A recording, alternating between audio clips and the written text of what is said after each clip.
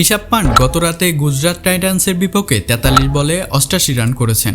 Bat হাতে রীতিমতো ঝড় তোলেন তিনি।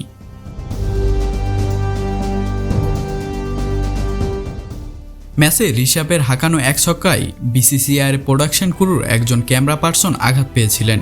ম্যাচ শেষে রিকি পন্টিংকে নিয়ে পান্টের আন্তরিক ক্ষমা এবং সে ব্যক্তির প্রতি বিশেষ বার্তা, ক্রিয়াপ্রিয়তা এবং সহানুভূতির উদাহরণ দেয়।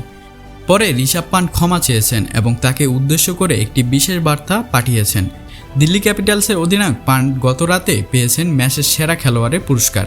ইনিংসের শেষ ওভারে মোহিত শর্মার বিরুদ্ধে পান্ট ৪টি ছক্কা এবং একটি ৪ সহ মোট ৩০ রান হাঁকান।